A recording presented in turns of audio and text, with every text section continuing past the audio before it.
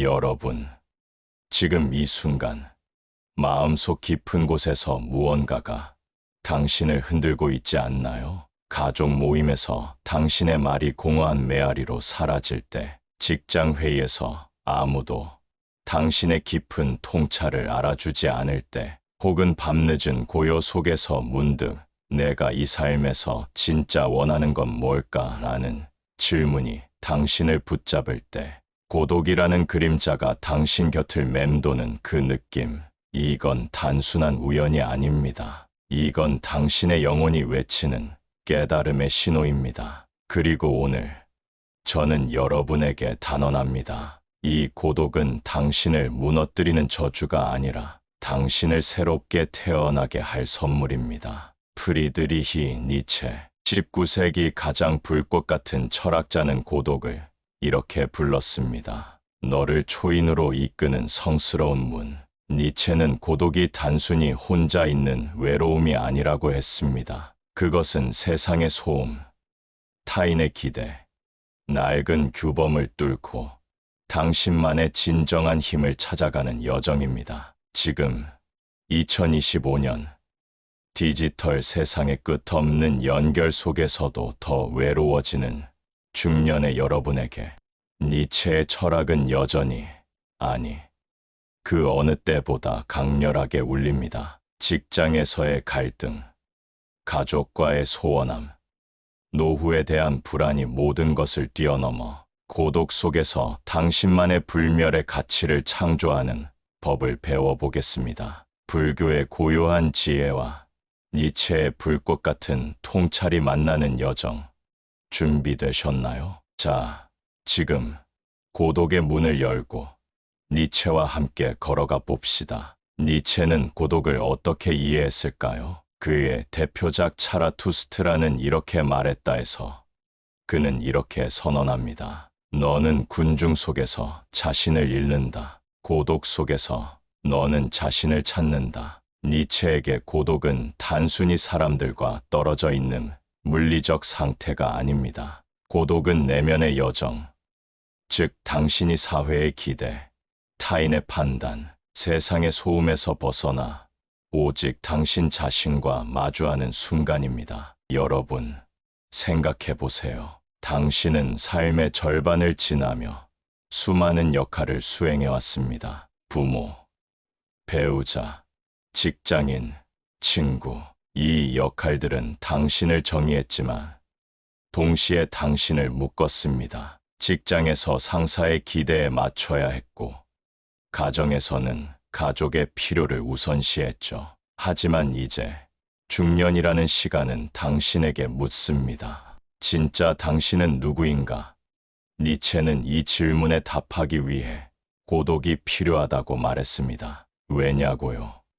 군중은 당신에게 편안함을 주지만 고독만이 당신에게 진실을 줍니다. 니체의 철학은 고독을 권력의지와 연결합니다. 권력의지는 단순히 타인을 지배하려는 욕망이 아닙니다. 그것은 당신 내면의 힘, 스스로를 창조하고 당신만의 가치를 세우려는 열망입니다. 중년의 고독은 이 권력의지를 깨우는 기회입니다. 예를 들어 50대에 직장을 그만두고 새로운 취미 이를테면 그림이나 글쓰기를 시작한 사람은 고독 속에서 자신만의 가치를 발견한 사람입니다. 니체는 이런 사람을 초인으로 향하는 자라고 불렀습니다. 초인은 완벽한 인간이 아니라 사회의 규범을 넘어 자신만의 길을 개척하는 사람입니다. 고독은 젊은 시절의 고독과 다릅니다.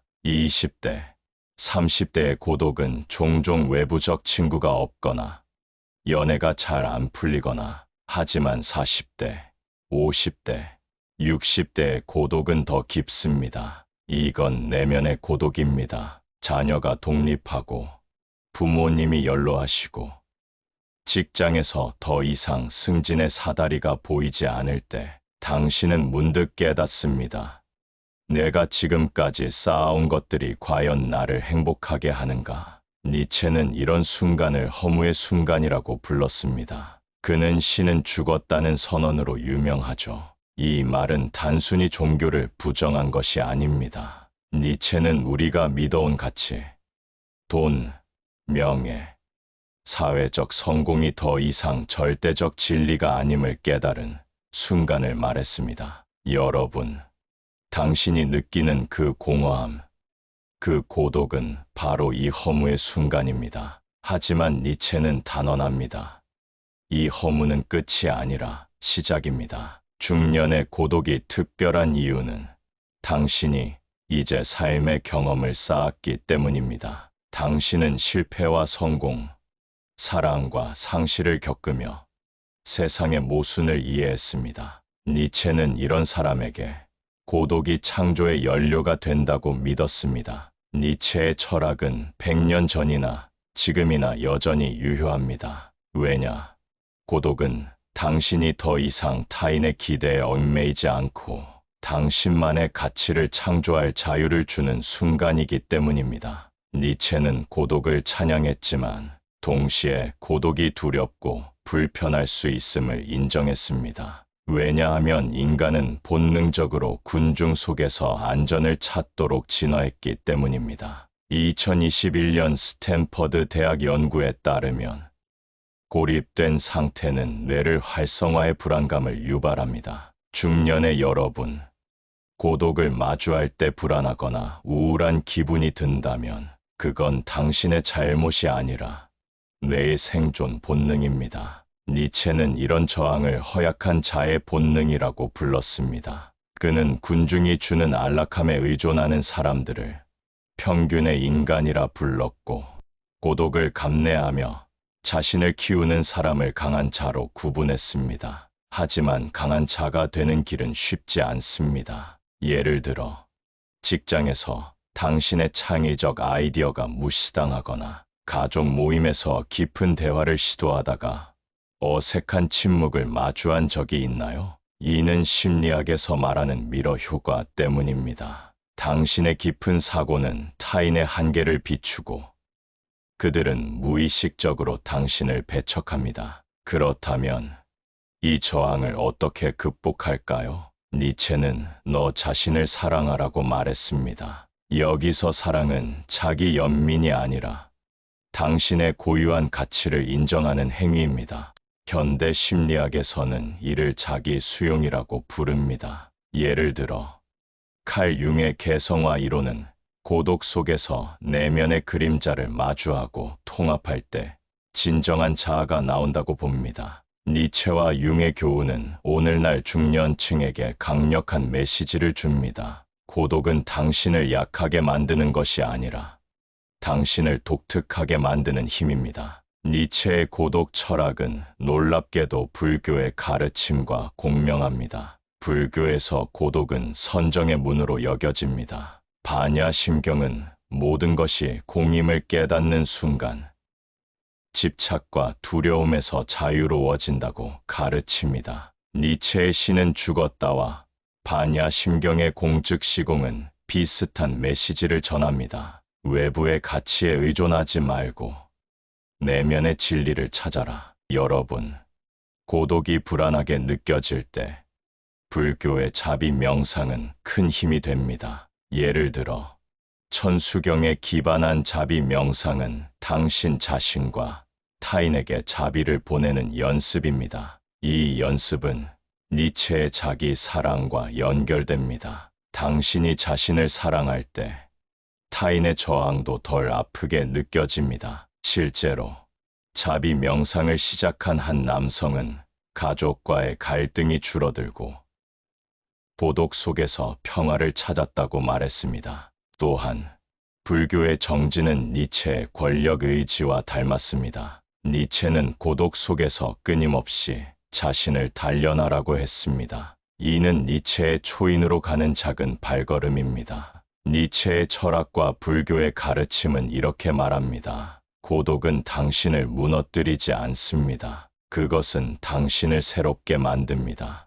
니체가 살던 19세기와 2025년의 차이는 무엇일까요? 디지털 세상입니다. 소셜미디어, 끊임없는 알림, 끝없는 비교의 문화, 페이스북, 카카오톡, 유튜브는 우리를 연결하지만 동시에 더 고립시키기도 합니다. 니체가 오늘날을 본다면 그는 소셜 미디어를 군중의 새로운 신이라고 불렀을 겁니다. 알고리즘은 감정적이고 단순한 콘텐츠를 우선시하며 깊은 사고를 밀어냅니다. 여러분, 당신이 소셜 미디어에서 깊은 생각을 공유하려다 좋아요.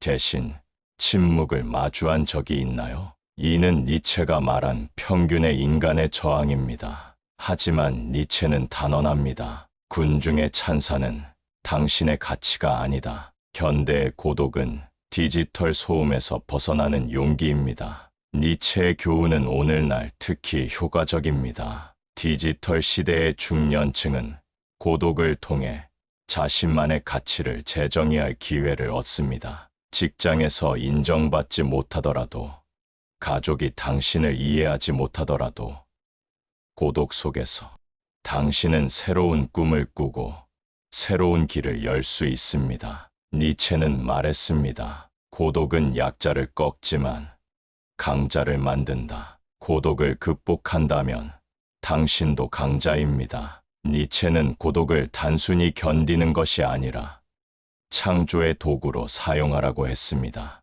여러분, 고독은 당신의 창조력을 깨우는 기회입니다. 니체의 철학을 실천하는 방법은 무엇일까요?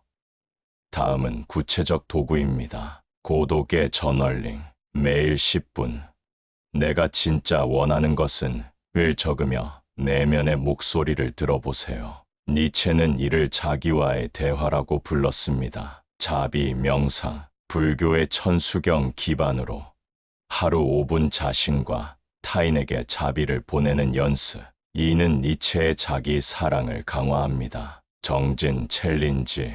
7일간 매일 10분.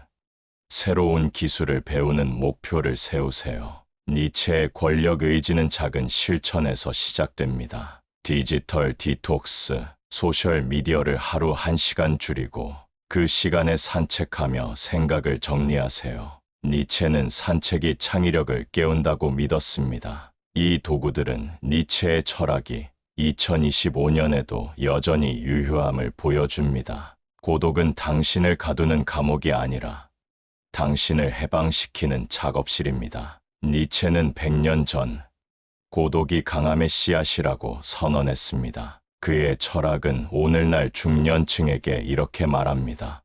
당신의 고독은 약점이 아닙니다. 그것은 당신이 군중의 소음 넘어 진정한 가치를 볼 수 있는 힘을 가졌다는 증거입니다. 여러분, 당신은 이미 삶의 풍파를 겪으며 강해졌습니다. 이제 고독을 통해 그 강함을 세상에 보여줄 때입니다. 여러분, 니체의 고독은 여러분에게 선물입니다. 이 고독은 당신을 더 강하게, 더 자유롭게, 더 당신답게 만듭니다. 오늘 이 여정에서 우리는 니체의 철학이 2025년에도 여전히 강력한 교훈임을 배웠습니다. 당신의 고독은 세상의 소음 속에서도 당신만의 빛을 찾는 여정입니다. 이 영상이 공감되었다면 지금 댓글로 당신의 이야기를 공유해 주세요. 고독 속에서 발견한 당신만의 힘은 무엇인가요?